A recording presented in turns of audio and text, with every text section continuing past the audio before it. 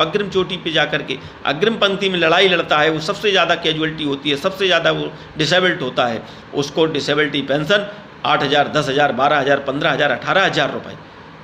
और जो अधिकारी हैं उनको पेंशन दी जाती है 50,000, 60,000, 1 लाख, 1.25 लाख तक की डिसेबिलिटी पेंशन उठा रहे हैं। जबकि जवान की डिसेबिलिटी जो होती है वो अग्रिम चोटियों पर होती है, और जो अधिकारियों की डिसेबिलिटी है, कोई किसी को मोटापा की है, किसी को शुगर की है, किसी को बीपी की है, बहुत कम परसेंटेज है जो उनकी कैजुअलिटी में होती है, और पूरे डिसेबिलिटी का पैसा वो सबसे ज़्यादा खा रहे हैं, और जवान को ठगा जा रहा है, छला जा रहा है। ये असमानता क्यों है? मैं मानता हूं कि आप अधिकारी को कमीशन लेकर के आए हो, आपने पढ़ाई लिखाई ज़्यादा की है तो आपने कमीशन लिया, आपको ज़्यादा तनख्वाह मिल रही, हमें कोई दिक्कत नहीं, आप तनख्वाह लीजिए ज़्यादा। हम सिपाही रैंक में भर्ती हुए, हमें कम तनख्वाह मिल रही, हम इसमें खुश हैं। लेकिन इस डिसेबिलिटी में क्यों अंतर? जब गोली आपको लगेगी, या जवान को, या जेसीओ को, या अधिकारी को, तो गोली ये पूछ के नहीं आएगी कि मैं किसको लग रही हूँ। दर्द सबको बराबर होगा। टांग अगर जवान की कटेगी, या जेसीओ की, या अधिकारी की, दर्द सबको बराबर होगा, सर्दी सबको बराबर लगेगी। तो फिर ये पेंशन, डिसेबिलिटी पेंशन में भेदभाव क्यों? हमें बराबर पेंशन चाहिए डिसेबिलिटी की, हमें समान एमएसपी चाहिए, और ये जो विसंगतियाँ हैं इसको वापस लीजिए।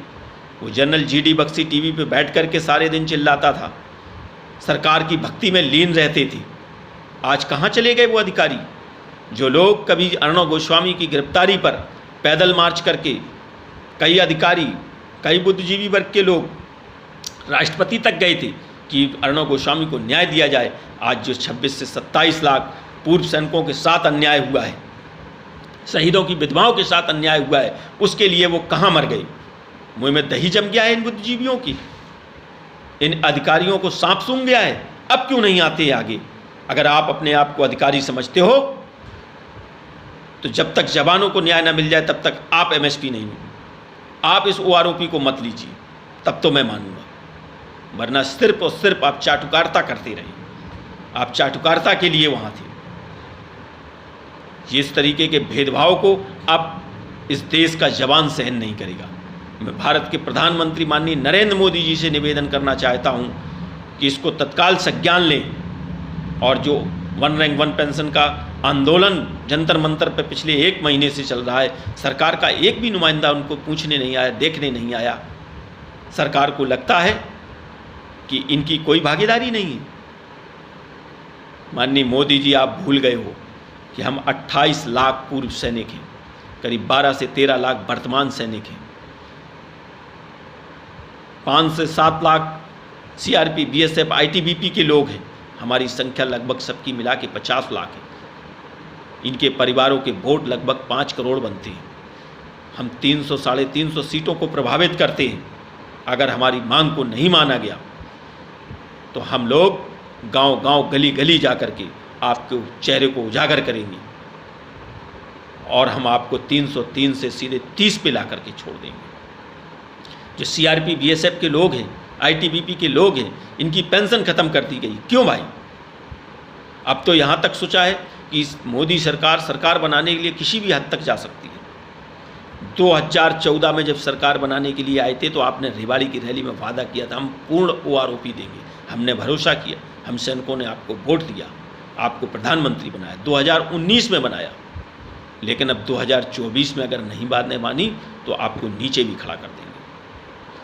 आपने सरकार बनाने के लिए 2019 में पुलवामा के शहीदों को, उनकी फ़ोटो लगा करके वोट मांगे, इतने नीचे स्तर तक गिर गई। और उन्हीं विधवाओं को आज आप उनका हक देने से कतरा रहे हैं। आप हर साल जाते हैं दीपावली पर सैनिकों के बीच में, और वहाँ पर जाकर के मिठाई खाते हैं और कहते हैं कि मैं सैनिक का हितैषी बनने का प्रयास करते हैं, दिखावा करते हैं।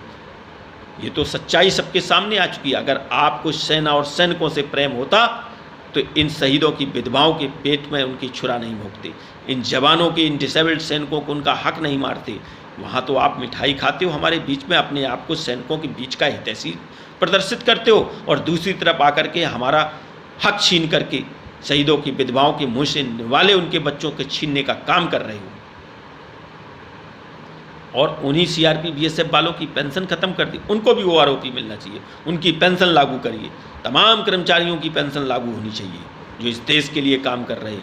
सरकार कहती है हमारे पास खजाना नहीं, हमारे पास पैसा नहीं है। विधायक सांसद की पेंशन बढ़ाने के लिए कहाँ से पैसे आता है?